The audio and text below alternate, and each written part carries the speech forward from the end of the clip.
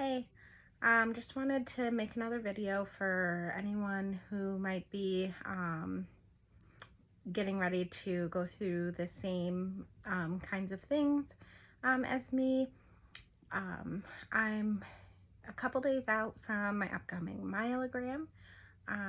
So I've been preparing for that mentally and just logically.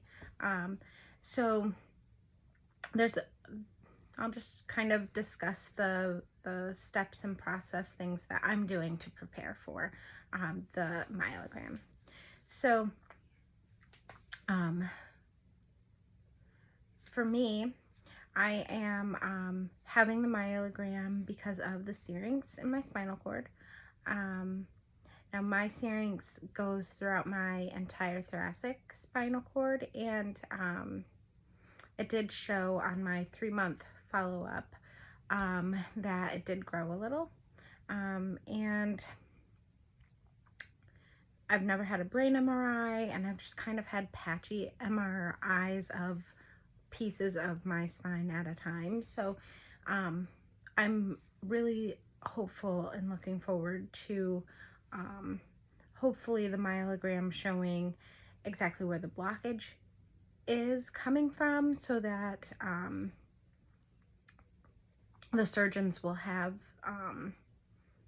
know the best way to go about helping me deal with this to keep it from getting worse. So no, I'm not looking forward to the myelogram. But I have been mentally preparing myself for it and reminding myself that the benefits far outweigh my fear. And so I'm doing what I can ahead of time to practically help me afterwards. So my thing is I am mentally preparing for the worst, being I am just in so much pain for like a week or so after having this, and I just can't like do any of my regular things around the house. Like I cook for my family every night, I clean my house, I do all those things every day. So I'm preparing for not being able to do those things. Hopefully I'm wrong and I feel a lot better a lot faster than I think. But for me, it gives me a sense of comfort or control or whatever to be prepared for any situation. So what I have done is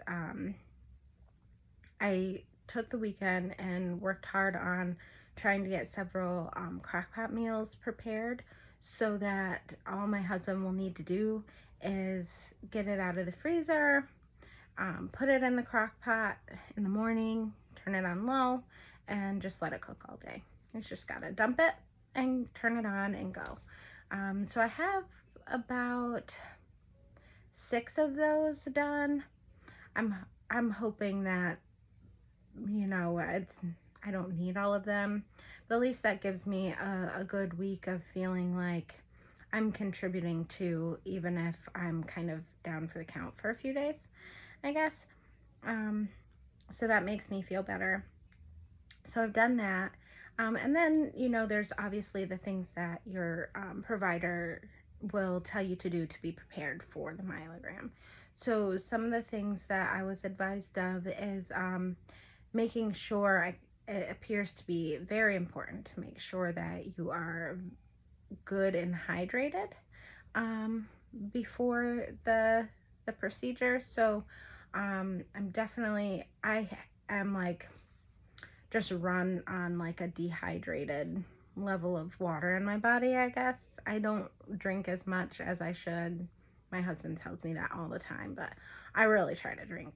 I don't drink anything but water unless it's like orange juice or milk, but I really tried to make sure that I'm drinking enough fluids during a day. It's something I'm always thinking about, but I've been trying to do even more so, just to kind of prepare my body. So I guess that's really important. Also, you want to make sure that you wear comfortable clothes. I think that they have you get in like a hospital gown there anyways when they get ready to go do the procedure, but I imagine that's probably for afterwards. It doesn't appear that you will probably be very comfortable after we have it done. So probably something that's kind of loose fitting and not really like tight around that area where they will go in to get into the spinal cord. So mine is happening in the lumbar. Um, they'll be imaging my entire spine, but they're going in through the lumbar. And also, if there's medications and stuff, they've said if there's different medicines that you take, that you should stop taking them before then. But obviously, they would tell each person what to stop on a case-by-case basis. So you need to make sure that you are in good communications with your doctor, because some medicines aren't safe to just completely stop. Some medicines they have to kind of slowly wean you off of before it, or some medicines you might be able to take it and they'll like give you different time frames or whatever. So it's really important not to just stop medicines and think that that applies to everybody, because you may be taking something that's not safe for you to just stop. So your doctor would let you know that specifically. But it was interesting to me. I drink a lot of ginger tea to try to help naturally with inflammation. And they said that that also should be stopped. That is considered like a medicine. So no ginger tea. For a couple days beforehand. Also, they said not to eat after like a couple hours before the procedure. So like they said 2 hours, but I think that's also different depending on where you're having your myelogram done. But that's what they told me. Also, for afterwards, they've, prepared us by making sure that, excuse me, by making sure that we have somebody who can drive us home. You won't be able to drive. Also, you need to have somebody with you for the first 24 hours when you get home. And you need to be like strict bed rest for 2 days. So the first day when you get home, and then the next day also, where like you're not getting up from a laid down flat position unless you're going to the bathroom quick, or you're sitting up to eat something real fast so you don't choke. But they said it shouldn't be for more than 5 minutes at a time. You should be laying down flat all day. Now, flat, will need to clarify myself, because I'm not sure if that means with 2 pillows or completely flat, like 2 pillows under your head and the rest of you's flat, or just like completely flat. I'm not sure if that matters. So I'm going to definitely get clarification on that while we're there. My husband's going to be taking me, my children. Thankfully we have family that they can be with for the night, that day. So yeah, that's what we're doing. And like I said, I'm not looking forward to the procedure itself at all, but I hope that I'm pleasantly surprised and that it's not as bad as I'm imagining that it will be. And but what I am looking forward to is hopefully some clear answers as to where the blockage may be that's causing my Syrinx. I'll close this out with just a quick hypothesis. I had one appointment with this new neurosurgeon. I think that their practice is great. They're really knowledgeable, and I love that they were humble enough to say, if you need surgery, it isn't something we would be able to do here. We would refer you out. I think that is the sign of a top-notch doctor, the kind of doctor that I want. So I really appreciate their knowledge with that. When I was there, that surgeon did tell me that it looked like the my tonsils in the back of my head, that they weren't protruding through, like, Chiari 1 is like tonsil herniation 5 millimeters or more. He said that mine weren't protruding through, but they did look swollen or squished.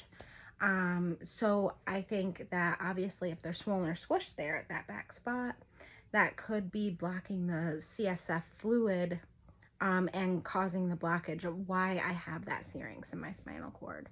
Now, that would be something new called, well, newer, not necessarily new, but it seems to fit in line with a KRE0 um, definition. So I am hoping that I can get in with a specialist who sees these things a lot once I get the results from this test and everything. And if it is true, if they agree that it is true KRE0, I am hoping that I could benefit from the decompression surgery. I've seen a lot of good things about that from a lot of people, where when you get that decompression surgery, even with people with KRE0, where the tonsil herniation isn't all the way through, it's just swollen, that if there's a syrinx there, which I have, that doing that decompression surgery and creating more space will actually allow the syrinx to begin shrinking, and at the very least not continue to grow. So those are really my main concerns, and I'm really hoping that my doctors and everything can get these things rolling rather fast for me, because my symptoms have just been, within the last month or so, really just getting a lot worse. And November of 2022 up until like a month or so ago, I really didn't have any other symptoms but the lower back pain. And that was concerning to me because it lasted so long, and of course I wanted help. But now with, more things happening, like the numbness and tingling in my lips, hands, and feet, and, I've been having like bad aches in the back of my head and down the back of my neck, and I've been feeling like, almost like a vein is swollen on the side of my neck. I'm not exactly sure, but somewhere like down here and down the side, it's been very tender. When moving my head, it's hard to sleep because I can't get comfortable laying my head on things. I've been dizzy, and had more like foggy stuff in my head, and among so many other things, that I wouldn't necessarily think would be related at all if I hadn't looked things up and know that they are actually. So, like hiccups, or, who would think that hiccups have anything to do with a syrinx or anything? So, I don't know. That's just kind of where I'm at. I will update you after the myelogram and let you know if I was pleasantly surprised by the experience, or if it was exactly what I thought. I do think that sometimes, even if something hurts, it's better to get it done if it's something that you need to do. But I will be honest on how it goes for me. So that's it. That's all I have to say. So I will update this little personal vlog next time for anyone who cares and is going through the same things.